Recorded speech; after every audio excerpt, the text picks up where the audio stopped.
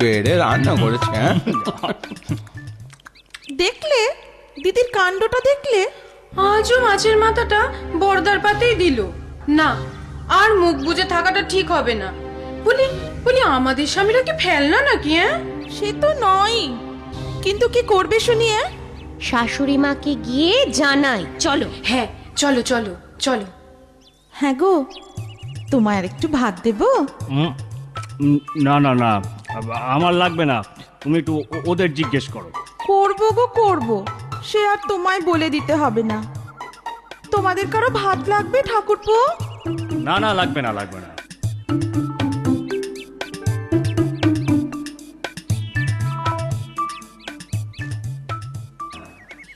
এসব কি হচ্ছে মা? কেন, কি হয়েছে?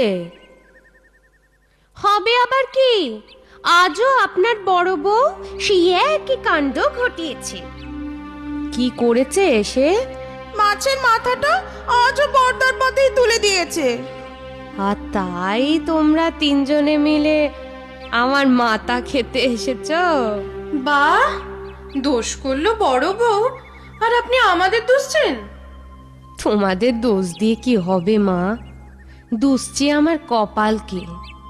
বড় সাত করে 4 ছেলের বিয়ে দিয়ে ঘরে বউ এনেছিলাম কি না? এটা কিন্তু কোনো বিচার হলো না মা। ছোট ঠিক কথাই বলেছে। হ্যাঁ, একটা মাছের যদি 4টে মাথা হতো তো ল্যাটা চুকে যেত, কিন্তু সে তো আর হবে না। তা বলি প্রতিবার বড় ছেলেই মাথাটা পাবে?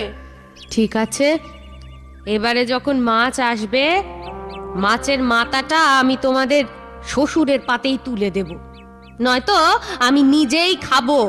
হয়েছে তো?